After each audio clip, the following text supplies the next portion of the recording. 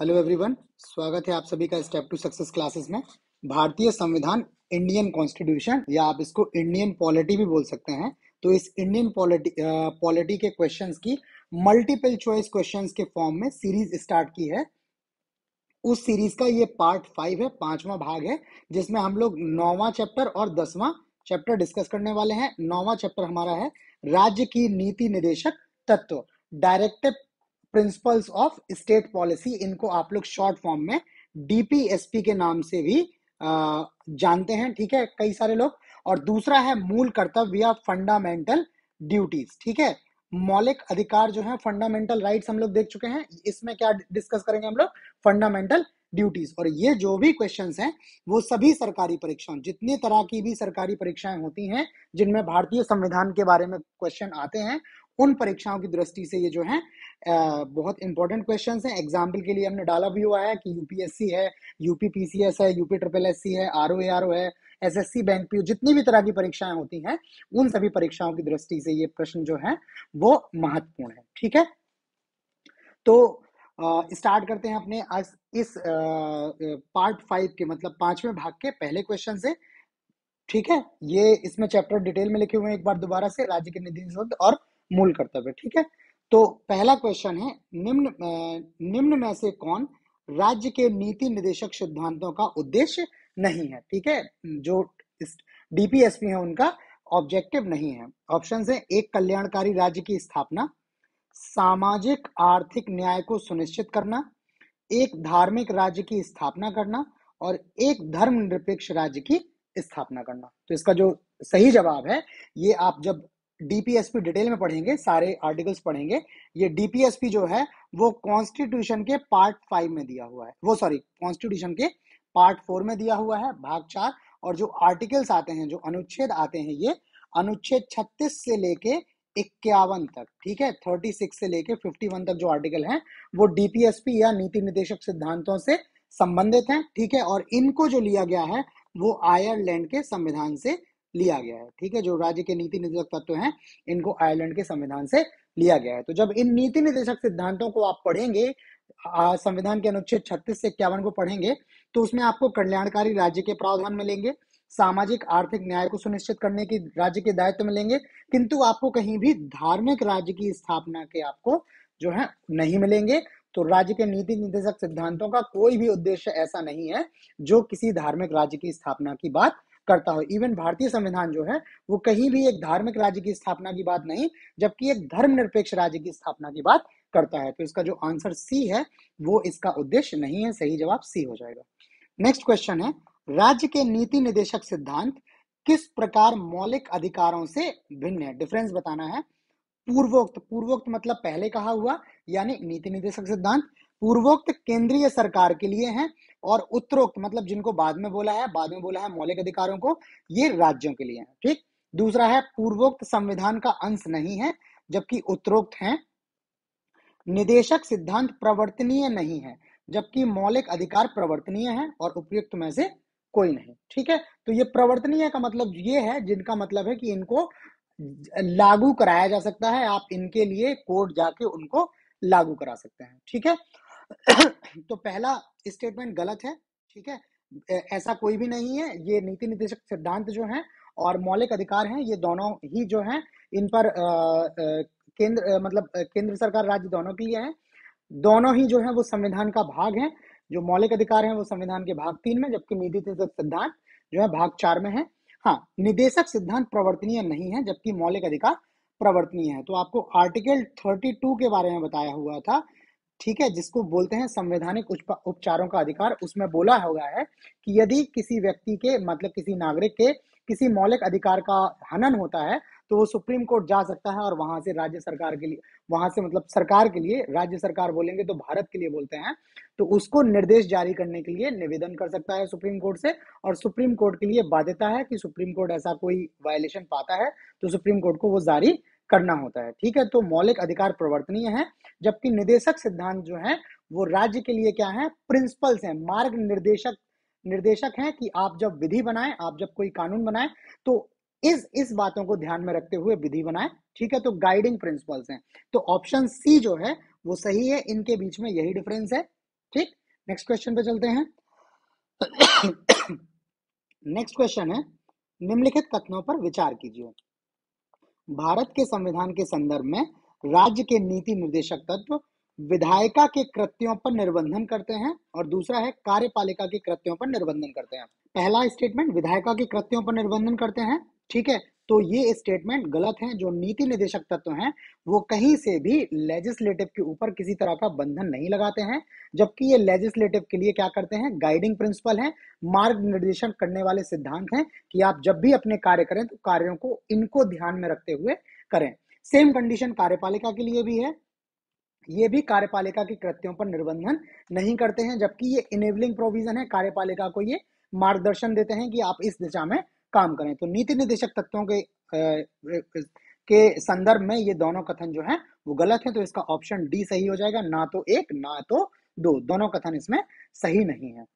Next question है, राज्य के नीति निर्देशक तत्व सहज अध्ययन के लिए निम्न में कौन से भागों में विभाजित किए जा सकते हैं? पहला है समाजवादी, दूसरा है उदार बौद्धिकतावादी, तीसरा है गांधीवादी और चौथा है उपरोक्त सभी। ठीक है, तो जब आप नीति निर्देशक तत्वों का अध्ययन करेंगे अनुच्छेद 36 से लेके 51 तक, तो आप पाएंगे कि जो नीति निर्देशक तत्वों को है आप ग्रुपिंग कर सकते हैं उनकी। कुछ सिद्धांत जो है वो समाजवाद से रिलेटेड है, कुछ सिद्धांत जो है वो उदार बौद्धिकतावाद से रिलेटेड है, कुछ सिद्धांत जो है वो गांधी जी का जो दर्शन था, गांधी जो वाद है, ठीक है, उससे संबंधित है। उसके अलावा कुछ सिद्धांत हैं जो आर्थिक कल्याण की बात करते हैं और कुछ सिद्धांत मानवाधिकार की बात करते हैं। ठीक है, तो आप देखेंगे तो नीति निर्देशक तत्वों में इन सभी आधार पर नीति निर्देशक तत्वों को विभाजित किया जा सकता है। ऑप्शन डी जो है इसका सही जवाब हो जाएगा। नेक्स्ट क्वेश्चन देखते हैं, भारत के संविधान के अनुसार निम्नलिखित में कौन सा देश के शासन के लिए आधारभूत है, फंडामेंटल है? ऑप्शन है मूल अधिकार, मूल कर्तव्य, राज्य के नीति निर्देशक तत्व और मूल अधिकार तथा मूल कर्तव्य। तो इसमें भी आपका जो सही जवाब है वो ऑप्शन सी है। जो नीति निर्देशक तत्व हैं वो बताते हैं कि देश का शासन किस दिशा में आगे बढ़ना चाहिए, आपको कैसे करना है, शासन की आपकी विधि किस तरह की हो, शासन से आप किस तरह की चीजें, किस तरह के ऑब्जेक्टिव जो हैं आपके सुनिश्चित करें। तो ऑप्शन सी इसका सही जवाब हो जाता है। अगला क्वेश्चन है, भारतीय संविधान के अंतर्गत धन का केंद्रीयकरण किसका उल्लंघन करता है? ऑप्शन है समता का अधिकार, राज्य के नीति निर्देशक तत्व, स्वतंत्रता का अधिकार और कल्याण की अवधारणा। तो इसका जो सही जवाब है आपका ऑप्शन बी है। ठीक है, ऑप्शन बी जो है, आप अगर धन का केंद्रीकरण होता है तो वह राज्य के नीति निर्देशक तत्वों का जो है वो वायलेशन है। आप नीति निर्देशक तत्वों में जो देखेंगे आर्टिकल 39B, ठीक है, या 39 था देखेंगे इसको, तो इसमें लिखा हुआ है कि जो राज्य के भौतिक संसाधन है उनका अधिकार और नियंत्रण इस तरह से हो कि किसी व्यक्ति विशेष का इससे लाभ ना हो, जबकि सामूहिक भलाई हेतु इनका उपयोग किया जाए। और दूसरा आप देखेंगे 39C या जिसको अग्गा भी बोल सकते हैं, ठीक है, उसमें बोला हुआ है कि देश का जो आर्थिक तंत्र है वो इस तरह से हो कि ये किसी भी तरह क्या है, धन के केंद्रीकरण को बढ़ावा ना देता हो। तो 39B और 39C जो है वो धन के केंद्रीकरण का क्या बोलते हैं, निषेध करते हैं, राज्यों पर ये ड्यूटी डालते हैं। तो ऑप्शन बी सही जवाब है। नेक्स्ट क्वेश्चन है, कौन सा अनुच्छेद पंचायत के गठन के लिए राज्य सरकारों को निर्देश देता है? ऑप्शन है अनुच्छेद 33, अनुच्छेद 40, अनुच्छेद 48 और अनुच्छेद 50। तो इसका जो सही जवाब है ऑप्शन बी है। जो नीति निर्देशक तत्वों के अधीन अनुच्छेद 40 है उसमें लिखा हुआ है कि राज्य क्या करेगा, पंचायतों के गठन की, ग्राम स्तर पर पंचायतों के गठन करेगा और उनको क्या करेगा, शक्ति का हस्तांतरण करेगा, जो शक्तियों का क्या करेगा, विकेंद्रीकरण करेगा। तो अनुच्छेद 6 जो आपका पंचायती राज है वो अनुच्छेद 40 से निकलकर आता है। नेक्स्ट क्वेश्चन में आपको दो सूचियां दी हैं, मिलाना है। एक तरफ सूची में प्रोविजंस दिए हैं, दूसरे में अनुच्छेद दिए हैं। पहला है ग्राम पंचायत का गठन, तो अभी देख लिए कि ग्राम पंचायत का गठन जो है वो अनुच्छेद 40 में है, तो अनुच्छेद 40 जो है तो पांचवें का क्या हो जाएगा, ए हो जाएगा, इसका ऑप्शन क्या हो जाएगा, 5 हो जाएगा। समान आचार संहिता, ठीक है, कॉमन सिविल कोड जो इसको बोल रहे हैं, ठीक है, जिसकी अभी काफी चर्चा भी हो रही है, तो ये आप देखेंगे अनुच्छेद 44 में लिया हुआ है कि राज्य क्या करेगा, समान आचार संहिता लाने का प्रावधान करेगा। तो इसका ऑप्शन 1 सही हो जाएगा। कृषि एवं पशुपालन की चर्चा जो है वो अनुच्छेद 48 में की हुई है, ठीक है, तो इसका आंसर जो है वो 2 हो जाएगा। न्यायपालिका का कार्यपालिका से पृथककरण, तो ये जो आपका दिया हुआ है अनुच्छेद 50 में दिया हुआ है, 50 जो है वो तीसरे स्थान पर लिखा हुआ है, और अंतरराष्ट्रीय शांति का विकास जो है उसकी चर्चा अनुच्छेद 51 में की गई है। ठीक है, तो इसका जो सही जवाब हो जाएगा वो 4 हो जाएगा। कूट आपका बनेगा 5 1 2 3 4, 5 1 2 3 4। इसका जो सही जवाब है ऑप्शन डी इसका सही जवाब हो जाएगा। ये जो नीति निर्देशक तत्व हैं और जो मौलिक अधिकार हैं उनको आप बहुत अच्छे से याद कर लीजिएगा, उनको सीक्वेंशियली याद कीजिएगा। मतलब आपको अनुच्छेद 12 से लेके अनुच्छेद 51 तक एकदम आपको पता हो कि कहां पर क्या लिखा हुआ है, उसके इवन सब क्लॉज में क्या लिखा हुआ है वो सब आपको कंठस्थ होना चाहिए, एकदम आपकी स्मृति में होना चाहिए, क्योंकि ये आर्टिकल से डायरेक्टली क्वेश्चंस आते हैं। ठीक है, इसी तरह से मिलाने के लिए क्वेश्चंस आपको आते हैं, और इसमें क्वेश्चन हमने इस तरह से फ्रेम किए हैं कि यहाँ पर सारे नीति निर्देशक तत्व हैं उनको कवर कर लिया जाए 3 से 4 सिद्धांतों 4 क्वेश्चन में। तो इस एक क्वेश्चन में हमने 5 जो आर्टिकल हैं कवर कर लिए हैं। नेक्स्ट क्वेश्चन में फिर से आपको अनुच्छेद दिए हुए हैं और प्रोविजन दिया हुआ है अनुच्छेद 42। तो अनुच्छेद 42 में जो दिया हुआ है वो अनुच्छेद 42 में जो बोला हुआ है वो बोला हुआ है कि काम की न्याय संगत और मानवोचित दिशाओं का तथा प्रसूति सहायता का उपबंध करना राज्य पर क्या किया गया है कि राज्य इस तरह से कार्य करेगा। तो ये इसका जो है एकदम सही मैच है। दूसरा है अनुच्छेद 41। तो अनुच्छेद 41 में राइट टू वर्क की बात होती है, काम करने के अधिकार की बात होती है, तो ये 41 का सही मैच है। अनुच्छेद 43 है, अनुच्छेद 43 बोलता है कर्मकारों के लिए निर्वाचन मजदूरी एवं कुटीर उद्योगों का प्रावधान। ठीक है, तो अनुच्छेद 43 भी क्या है सही सुमेलित है। 49 जो है 49 में बोला है कि क्या है राज्य के राष्ट्रीय महत्व के स्मारकों स्थानों एवं वस्तुओं का संरक्षण करेगा, राज्य इस दिशा में क्या करेगा कार्य करेगा, तो ये भी जो है वो सही सुमेलित है। तो इसका ऑप्शन जो है ए बी सी डी का पहला दूसरा तीसरा है, तो A1 B2 C3 और D4 आप देखेंगे ऑप्शन पहला ही इसका सही है। ठीक है, नेक्स्ट क्वेश्चन है फिर से आपको अनुच्छेद दिए हुए हैं और आपको बताना है कि कौन सा अनुच्छेद सुमेलित नहीं है। तो अनुच्छेद 39A समान न्याय एवं निशुल्क विधिक सहायता एकदम सही है। ये अनुच्छेद 39A जो है ये 72वें संविधान संशोधन जो 72वें संविधान संशोधन द्वारा जोड़ा गया है। ठीक है, एकदम सही सुमेलित है। दूसरा है अनुच्छेद 45 पर्यावरण का संरक्षण तथा संवर्धन, ये जो है आपका गलत है। अनुच्छेद 45 में जो है वो पर्यावरण तथा का संरक्षण तथा संवर्धन की बात नहीं की गई है, ये जो बात की गई है वो अनुच्छेद 48A में की गई है, 48A में जो है वो बात की गई है, जबकि इसका जो ऑप्शन दिया है 45।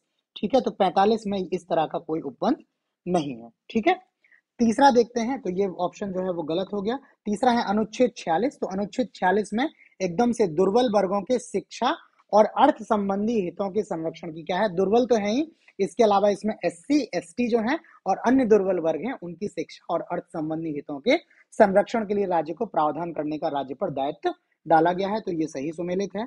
और 47 है लोक स्वास्थ्य का सुधार, पब्लिक हेल्थ का सुधार, न्यूट्रिशन मतलब पोषण आहार, पोषण को बढ़ावा देना, ये सब दिशा में सरकार को कार्य करने हैं ताकि ये सब चीजें सुनिश्चित हो, तो ये भी सही है। तो इसमें केवल जो है आपका ऑप्शन बी जो है सुमेलित नहीं है, बाकी 3 जो अनुच्छेद हैं सुमेलित हैं, तो इसका आंसर ऑप्शन बी हो जाएगा। नेक्स्ट क्वेश्चन है मनरेगा कार्यक्रम निम्नलिखित में से भारतीय संविधान के किस अनुच्छेद को लागू करने हेतु लाया गया। आपको बताना है मनरेगा कानून किस आर्टिकल के अधीन आया है, अनुच्छेद 43, अनुच्छेद 45, अनुच्छेद 47 और अनुच्छेद 50। तो इसका जो सही जवाब है अनुच्छेद 43। ये अनुच्छेद 43 के अधीन मनरेगा का प्रावधान किया गया है। ठीक है, स्टेट को इस तरह से प्रोविजन करना है। ठीक है, और उसमें लिखा भी हुआ था स्टेट को इस तरह से क्या है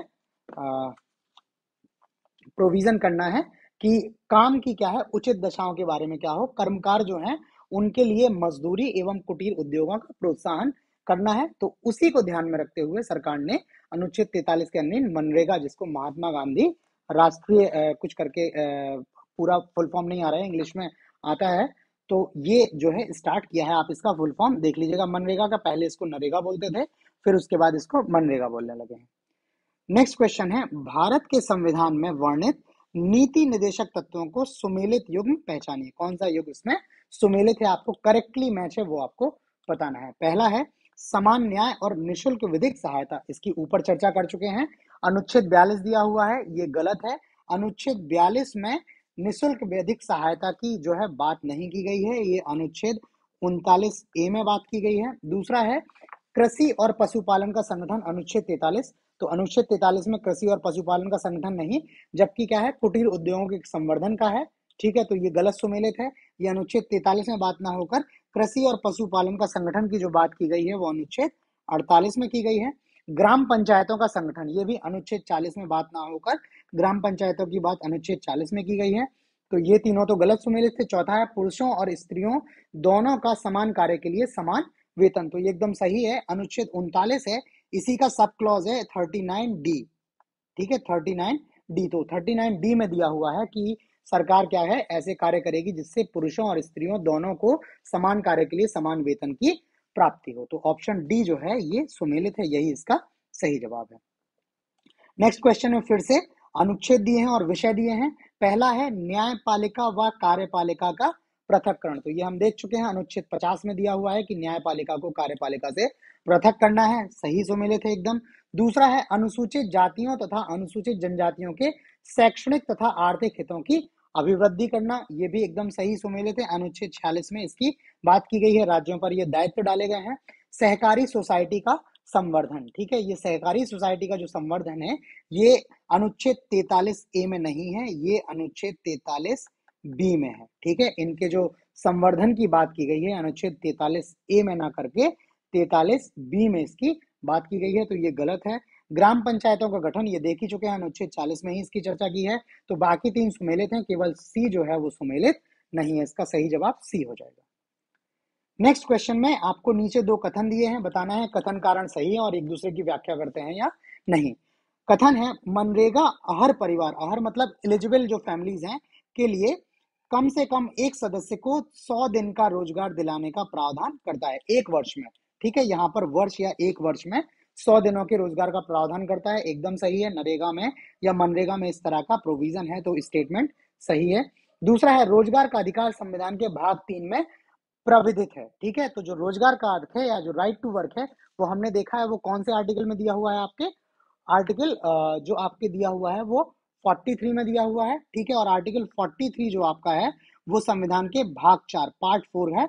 नीति निर्देशक तत्वों का भाग 3 जो है वो मौलिक अधिकार है, तो उसमें नहीं है। तो कारण जो है वो गलत है, कथन सही है। तो इसका जो सही जवाब हो जाएगा ऑप्शन जो है सी हो जाएगा। ए सही है परंतु आर गलत है। ठीक है, अब चूंकि कारण गलत ही है तो व्याख्या की कोई बात ही नहीं होती है। अगला क्वेश्चन है 42वें संविधान संशोधन द्वारा किस अनुच्छेद के माध्यम से श्रमिकों की प्रबंधन में भागीदारी सुनिश्चित की गई। ठीक है, ऑप्शन है अनुच्छेद 38, अनुच्छेद 39A, अनुच्छेद 45 और अनुच्छेद 43A। तो 42वां संविधान संशोधन है, उसके द्वारा अनुच्छेद 39A और 43A दोनों जोड़े गए हैं। लेकिन 39A में क्या है, निःशुल्क विधिक सहायता की बात की गई है, जबकि 43A में इस तरह से प्रोविजन किए गए हैं कि श्रमिकों की क्या हो, प्रबंधन में भागीदारी सुनिश्चित की जा सके। ठीक है, तो ये इसके द्वारा क्या गया है, ये आर्टिकल 43A नया जोड़ा गया है। इसका सही जवाब ऑप्शन डी अनुच्छेद 43A है। नेक्स्ट है राज्य के नीति निर्देशक सिद्धांत एक ऐसा चेक है जो बैंक की सुविधानुसार अदा किया जा सकता है, किसने कहा था। स्टेटमेंट बताना है किसका है। ऑप्शन है बी आर अम्बेडकर, के एम मुंशी, डॉक्टर राजेंद्र प्रसाद और के टी शाह। तो इसका जो सही जवाब है ऑप्शन डी है, के टी शाह का ये स्टेटमेंट है। और इन्होंने ये स्टेटमेंट इसलिए दिया हुआ है क्योंकि फंडामेंटल जो डायरेक्टिव प्रिंसिपल्स हैं ये केवल क्या है, गाइडिंग प्रिंसिपल्स हैं, ये मार्गदर्शन करने वाले सिद्धांत हैं, राज्य सरकारों का मार्गदर्शन करते हैं। राज्य सरकारों पर किसी तरह की बाध्यता नहीं है कि इन कार्यों में, इनमें जो कार्य दिए गए हैं उसको किया गया है। तो इस वजह से उन्होंने कहा है कि यदि राज्य सरकारें चाहेंगी तो ही काम करेंगी, अदरवाइज उनको इसके लिए बाइंड नहीं किया जा सकता है। जिसके आधार पर नीति निर्देशक सिद्धांतों की क्या होती है, आलोचना भी होती है। और ये स्टेटमेंट जो है वो के टी शाह का है। राज्य के नीति निर्देशक तत्वों के अंतर्गत निम्नलिखित प्रावधानों पर विचार कीजिए। पहला है भारतीय नागरिकों के लिए समान नागरिक संहिता सुरक्षित करना, बात कर चुके हैं। आर्टिकल ये 40 जो है वो 44 में बात की गई है कॉमन सिविल कोड की। ग्राम पंचायतों को संगठित करना, आर्टिकल 40 में बात की गई है।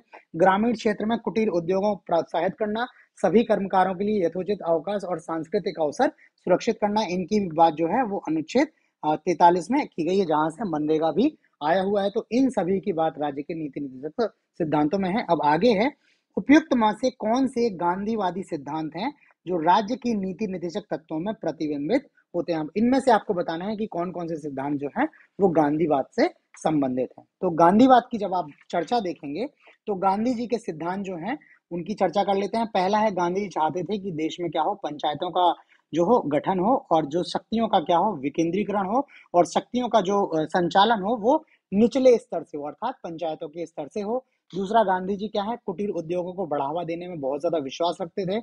उसके अलावा जो अनुसूचित जाति जनजाति के लोग हैं और दुर्वर्ग क्षेत्र के लोग हैं उनकी शिक्षा और उनके लिए आर्थिक अवसर प्रदान करने की चर्चा जो है वो गांधीवादी सिद्धांत है। उसके अलावा गांधी जी मद्यपान निषेध को प्रोत्साहित करते थे, अर्थात जो आर्टिकल 47 में दिया है कि मादक पेय और हानिकारक औषधियों का केवल औषधि के रूप में उपयोग हो, ठीक है, इस तरह से प्रतिबंध लगाए जाएं, ये गांधीवादी सिद्धांत है। और एक आर्टिकल 48 में दिया है गाय एवं दुधारू पशुओं का वध निषेध करना है, तो ये भी क्या है, गांधीवादी सिद्धांत है। तो ये सिद्धांत जो है वो गांधीवाद से संबंधित है।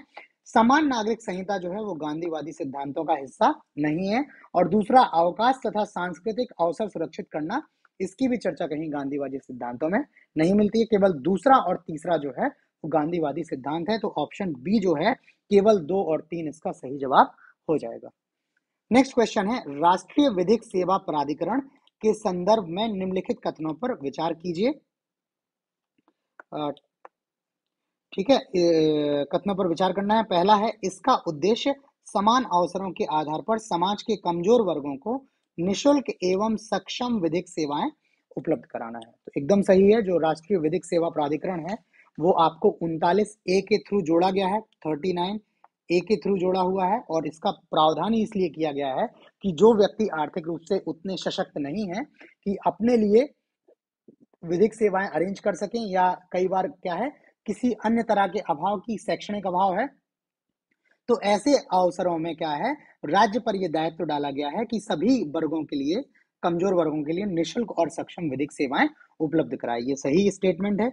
यह देश भर में विधिक कार्यक्रमों और योजनाओं को लागू करने के लिए राज्य विधिक सेवा प्राधिकरणों को निर्देश जारी करता है। तो यह स्टेटमेंट भी सभी एकदम सही है राष्ट्रीय विधिक सेवा प्राधिकरण के दौरान। तो दोनों स्टेटमेंट जो है इसमें सही है, इसमें सही स्टेटमेंट ही बताना है। तो ऑप्शन सी इसका सही जवाब हो जाता है। नेक्स्ट क्वेश्चन है, भारतीय संविधान के भाग 4 में दिए गए निर्देशित सिद्धांतों में निम्न में कौन से सूचीबद्ध हैं? पहला है, समान कार्य के लिए समान वेतन, समान नागरिक संहिता, छोटे परिवार का मानदंड और प्राथमिक स्तर पर मातृभाषा में शिक्षा। तो समान कार्य के लिए समान वेतन जो है वो 39D में हम लोग देख चुके हैं, 39 में चर्चा है। समान नागरिक संहिता की चर्चा जो है वो आर्टिकल 44 में है। छोटे परिवारों के मानदंड के बारे में जो ही निर्देशक सिद्धांतों में कहीं भी कोई चर्चा नहीं है। साथ ही प्राथमिक स्तर पर मातृभाषा में शिक्षा की जो बात है वो कहीं भी संविधान के नीति निर्देशक सिद्धांतों में नहीं कही गई है। इसकी चर्चा जो है संविधान के एक अनुच्छेद 350 का या 350A जो राजभाषा का चैप्टर है, 17 चैप्टर है, वो आगे हम लोग डिस्कस करेंगे, उसमें चर्चा है कि प्राथमिक स्तर पर मातृभाषा में शिक्षा देनी है। तो ये भी स्टेटमेंट निर्देशक सिद्धांतों के संबंध में गलत है। इसका सही जवाब ऑप्शन बी, केवल 1 और 2 इसके सही जवाब है। नेक्स्ट क्वेश्चन में है, निम्न में कौन से कथन भारतीय नागरिकों के मूल कर्तव्यों के विषय में सही नहीं है? मूल कर्तव्य या फंडामेंटल ड्यूटीज, ठीक है। तो फंडामेंटल ड्यूटीज जो आई हैं, ठीक है, वो आपकी कहां से आई हैं, क्यों जोड़ी गई हैं, किस अधिनियम के थ्रू जोड़ी हैं, उनके बारे में भी आगे क्वेश्चंस में चर्चा करेंगे। पहले ये देख लेते हैं, इन कर्तव्यों को प्रवर्तित करने के लिए एक विधायी प्रक्रिया दी गई है। तो ये स्टेटमेंट गलत है। इस तरह की कोई भी विधायी प्रक्रिया, किसी भी तरह का जो लॉ है, नहीं दिया गया है। ये अपेक्षा की गई है भारतीय नागरिकों से कि वो इस तरह के कार्य करेंगे, अपने इन कर्तव्यों का निर्वहन स्वेच्छा से करेंगे। इनके लिए किसी तरह की विधायी प्रक्रिया की बात नहीं की गई है। पहला स्टेटमेंट गलत है। ये विधिक कर्तव्यों के साथ परस्पर संबंधित है। तो विधिक कर्तव्यों से इनका कोई संबंध नहीं है, ठीक है। ये नागरिक से अपेक्षाएं की गई हैं। जैसे निर्देशक सिद्धांत जो है वो राज्य से अपेक्षाएं हैं, वैसे ही जो मौलिक कर्तव्य हैं वो नागरिकों से अपेक्षाएं हैं कि नागरिक इस दिशा में कार्य करेंगे और राज्य इस दिशा में कार्य करेंगे। तो दोनों स्टेटमेंट गलत हैं। नीचे दिए गए कोई सही उत्तर चुनना है, तो इसमें एक भी सही नहीं है। ऑप्शन डी सही है, ना तो एक ना ही दो। नेक्स्ट क्वेश्चन है, निम्नलिखित में किसकी संस्तुति पर भारतीय संविधान में मूल कर्तव्य शामिल किया गया था? ऑप्शन है बलवंत राय संहिता समिति, आयंगर समिति, स्वर्ण सिंह समिति और ठक्कर समिति। तो स्वर्ण सिंह समिति है 1976 में थी। तो इस समिति की अनुशंसाओं पर ही भारतीय संविधान में मूल कर्तव्यों को शामिल किया गया है। नेक्स्ट, किस संशोधन द्वारा भारतीय संविधान में नागरिकों के मूल कर्तव्यों को शामिल किया गया है? 42वां संशोधन, 56वां संशोधन, 73वां संशोधन और 98वां संशोधन। तो इसका जो सही जवाब है ऑप्शन ए है। 42वें संविधान संशोधन द्वारा भारतीय संविधान में नागरिकों के लिए कुछ मूल कर्तव्य शामिल किए गए थे। इनिशियली 10 कर्तव्य शामिल थे। आज की डेट में जो कर्तव्यों की संख्या है वो 11 है। जो शिक्षा का अधिकार आया था उसके तहत जो है एक मौलिक अधिकार 21A जोड़ा गया था, ठीक है, और उसी में एक मौलिक कर्तव्य जो है वो जोड़ा गया था, ठीक है, जब से लास्ट में जोड़ा गया था, जिसमें कहा गया था कि माता पिता या जो बच्चे के संरक्षक हैं वो बच्चे को 6 से 14 वर्ष के आयु के बच्चों की प्राथमिक शिक्षा प्रदान करने के लिए ये इनका दायित्व दिया गया था कि ये प्रावधान करेंगे जिससे उनको प्राथमिक शिक्षा मिले, ठीक है। नेक्स्ट क्वेश्चन है, भारतीय संविधान के किस अनुच्छेद में 42वें संविधान संशोधन द्वारा मूल कर्तव्यों को सम्मिलित किया गया है? अनुच्छेद 50, अनुच्छेद 51A, अनुच्छेद 52 और अनुच्छेद 53। तो जो 42वां संविधान संशोधन 1976 है उसके तहत एक आर्टिकल जोड़ा है 51A, और इसी 51A में इनिशियली 10 कर्तव्य जोड़े गए थे। उसके बाद एक संशोधन द्वारा 86वें संविधान संशोधन द्वारा एक और जोड़ा गया है। तो वर्तमान में टोटल कर्तव्यों की संख्या जो है वो आपकी 11 है, और इसी 51A के नीचे उनको इस तरह से small a, small v, small c, small d करके जोड़ा गया है। मेन आर्टिकल 51A एक ही है, ठीक है। नेक्स्ट है, भारत के संविधान के किस भाग में मौलिक कर्तव्य उल्लिखित हैं? भाग 3, भाग 4, भाग 4A और भाग 6। तो जो नीति निर्देशक तत्व हैं, ठीक है, वो संविधान के भाग 4 में है। 42वें संविधान संशोधन द्वारा एक भाग 4A पार्ट 4A जोड़ा गया है, और उसी में एक आर्टिकल 15A जोड़ा गया है, ठीक है। तो भाग 4A में मौलिक कर्तव्यों का उल्लेखन है। नेक्स्ट क्वेश्चन है, निम्नांकित में कौन स्वर्ण सिंह समिति 1976 के सदस्य रहे हैं? ऑप्शन है A R Antule, S S रे, हरिदेव जोशी और सी एम स्टीफन। तो इसमें जो हरिदेव जोशी जी हैं वो स्वर्ण सिंह समिति के सदस्य नहीं थे। बाकी 3 ये महानुभाव जो हैं वो स्वर्ण सिंह समिति के सदस्य थे। तो इसका जो सही जवाब हो जाएगा ऑप्शन सी, ए, बी और डी जो है इस समिति के सदस्य हैं। इस समिति के बारे में आप लोग याद कर लीजिएगा, इन बाकी 3 लोगों के नाम याद कर लीजिएगा, क्योंकि इस तरह का क्वेश्चन कभी भी संभावित है। स्वर्ण सिंह समिति जो है वो काफी चर्चित है। मौलिक कर्तव्य भी जो है वो संविधान का काफी चर्चित उपबंधों में से एक है। इस वजह से इससे क्वेश्चन आपसे पूछे जा सकते हैं। नेक्स्ट क्वेश्चन, मौलिक कर्तव्यों से संबंधित निम्नलिखित में कौन सा कथन सही नहीं है? ठीक है, जो कथन सही नहीं है, उन्हें परमादेश द्वारा प्रभावी बनाया जाता है। परमादेश की चर्चा हम लोगों ने किस में की थी? फंडामेंटल राइट्स में की थी, ठीक है, जिसको मेंडबस बोलता है, ठीक है, परमादेश। दूसरा है, उन्हें संवैधानिक प्रक्रिया से ही बढ़ाया जा सकता है। अगर उनमें कोई इंक्रीज करना है तो नॉर्मल सी बात है, आपको संविधान संशोधन द्वारा ही इसमें एडिशन किया जा सकता है। तो बी स्टेटमेंट सही है। अस्पष्ट विधियों की व्याख्या के लिए उनका उपयोग किया जा सकता है, ठीक है। तो ये अगर कहीं विधि जो है अस्पष्ट है तो उनकी व्याख्या के लिए क्या कर सकता है? सुप्रीम कोर्ट भी है, और संसद भी अगर चाहे तो इनका उपयोग कर सकती है। ऑप्शन सी सही है। किसी विशिष्ट कर्तव्य का पालन करना संवैधानिक कानून के क्षेत्र में आता है जिसे न्यायालय निश्चित करता है। तो ये भी ठीक है कि आपको इस तरह का कर्तव्य जो है वो पालन में करना है, ठीक है, और ये संविधान के जो कानून क्षेत्र में आता है नहीं, इसकी जो घोषणा करता है या उस पर जो डिसीजन लेता है वो न्यायालय करता है। तो डी भी सही है। तो मतलब ऑप्शन ए आपका बचता है जो सही नहीं है। तो मैंने आपको पहले ही बताया कि मौलिक कर्तव्य जो हैं वो क्या है? व्यक्तियों से राज्य की अपेक्षा है, ठीक है। राज्य चाहता है कि व्यक्ति जो है वो देश का नागरिक होने के लिए इन तरह के कर्तव्यों का निर्वहन करे। हालांकि राज्य ने इस तरह की कोई विधि नहीं बनाई है। यदि कोई व्यक्ति किसी मौलिक कर्तव्य का उल्लंघन करता पाया जाता है और जिसको किसी पहले की किसी विधि द्वारा अपराध घोषित नहीं किया है तो इनको अपराध घोषित नहीं किया सकता। तो ऑप्शन ए गलत है। इनको कर्तव्यों को प्रभावी बनाने के लिए मेंडमस जैसी कोई रिट जारी नहीं की जा सकती। नेक्स्ट क्वेश्चन, भारतीय संविधान के अंतर्गत निम्नलिखित में कौन सा मौलिक कर्तव्य नहीं है? संविधान का पालन तथा इसके आदर्शों का सम्मान, वैज्ञानिक दृष्टिकोण की भावना का विकास, सार्वजनिक संपत्ति की सुरक्षा और आम चुनावों में मतदान। तो इसमें जो सही जवाब है ऑप्शन डी है। आम चुनावों में मतदान करने जैसा कोई भी मौलिक कर्तव्य जो है अनुच्छेद 51 का के अधीन नहीं दिया है। इस तरह का कोई भी मौलिक कर्तव्य लोगों पर नहीं ढाया गया है। नेक्स्ट क्वेश्चन है, भारत की प्रभुता, एकता और अखंडता की रक्षा करें और उसे अक्षुण्ण रखें, यह उपबंध किसमें किया गया है? ठीक है, तो आप इसी 51 का को आप जब देख रहे होंगे 51 का को, तो इसमें एक सी करके आपको मिलेगा तीसरे नंबर पर, उसमें रखा गया है, ठीक है, मौलिक कर्तव्यों में, कि व्यक्ति क्या करेगा, भारत की प्रभुता, जो नागरिक है, एकता और अखंडता की रक्षा करे और उसे अक्षुण्ण बनाए रखने में क्या करे, मदद करे। इस तरह का कर्तव्य जो है नागरिक पर डाला गया है। तो इसकी चर्चा राज्य के जो मूल कर्तव्यों में है। इसका ऑप्शन डी जो है सही जवाब हो जाएगा। नेक्स्ट क्वेश्चन है, भारतीय संविधान में निम्नलिखित में किस कर्तव्य को मौलिक कर्तव्य के रूप में निर्धारित किया गया है? देश की रक्षा करना, आयकर अदा करना, हमारी सामसिक संस्कृति की गौरवशाली परंपरा का परिरक्षण, सार्वजनिक संपत्ति की सुरक्षा करना। तो इसका जो देखेंगे तो आप देखेंगे देश की रक्षा करना ये मौलिक कर्तव्य है। आयकर अदा करना जो है वो मौलिक कर्तव्यों में नहीं दिया है। संस्कृति की गौरवशाली परंपरा का परीक्षण मौलिक कर्तव्यों में दिया हुआ है। और सार्वजनिक संपत्ति की सुरक्षा की जो बात है ये भी मौलिक कर्तव्यों में दिया हुआ है। आप जब कभी देखेंगे तो आप कभी ट्रेन से यात्रा करते हैं तो ट्रेन में अनाउंस भी होता है कि भारतीय रेल आपकी संपत्ति है, चूंकि राज्य की संपत्ति है और राज्य जो है आपसे ही मिलके बना हुआ है, तो वो आपकी संपत्ति है, इसलिए आप अपनी संपत्ति की क्या करें, सुरक्षा करें, सुरक्षा करने में सहायता करें। तो इसका ऑप्शन 2 जो है वो गलत है, बाकी 3 सही है। इसका जो सही जवाब होगा ऑप्शन डी हो जाएगा, 1, 3 और 4। नेक्स्ट क्वेश्चन है, भारतीय संविधान द्वारा प्रदत्त नागरिकों के मूल कर्तव्यों में निम्नलिखित में से क्या है? पहला है मिश्रित संस्कृति की समृद्ध विरासत की रक्षा करना। ठीक है, एकदम सही है। मौलिक कर्तव्यों में बात कही गई है कि नागरिक से ये अपेक्षा की जाती है कि वो जो देश की मिश्रित संस्कृति है और जो समृद्ध विरासत है उसकी रक्षा करे। सामाजिक अन्याय से कमजोर वर्गों की रक्षा करना, ये नागरिक से कर्तव्य नहीं है, ये राज्य की ड्यूटी है कि राज्य क्या है, हर एक वर्ग की रक्षा करे, किसी भी तरह का किसी वर्ग के साथ अन्याय ना हो।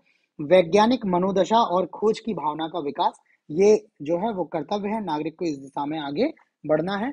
व्यक्तिक और सामूहिक कार्यकलापों के सभी क्षेत्रों में उत्कृष्टता के लिए प्रयत्न, एक्सीलेंस के लिए आपको हमेशा जो है, एक्सीलेंट परफॉर्मेंस के लिए आपका हमेशा जो है प्रयत्न करते रहने हैं, मौलिक कर्तव्य है नागरिकों का। तो ये पहला, दूसरा और चौथा, वो पहला, तीसरा और चौथा सही है, दूसरा मौलिक कर्तव्यों के संबंध में गलत है। ऑप्शन सी इसका सही जवाब हो जाएगा, केवल 1, 3 और 4। नेक्स्ट क्वेश्चन है, निम्नलिखित में किस एक का संरक्षण भारतीय नागरिक का मूल कर्तव्य है? ग्राम पंचायत, राष्ट्रीय ध्वज, अनुसूचित जाति अनुसूचित जनजाति और वन्य प्राणी। तो इसका जो सही जवाब है ऑप्शन डी है, वन्य प्राणियों का संरक्षण क्या है, भारतीय नागरिकों के लिए मूल कर्तव्य डाला गया है। बाकी जो है वो मूल कर्तव्य से संबंधित नहीं है, हालांकि इनके उपबंध संविधान में है। ऐसा नहीं है कि आप राष्ट्रीय ध्वज का संरक्षण नहीं करेंगे, ठीक है, बट इसमें मूल कर्तव्यों के बारे में ये वन्य प्राणी सही जवाब है। नेक्स्ट है, भारत के प्रत्येक नागरिक का कर्तव्य होगा प्राकृतिक पर्यावरण का संरक्षण एवं सुधार। शामिल है अनुच्छेद 21, अनुच्छेद 48A, अनुच्छेद 51 का और अनुच्छेद 56।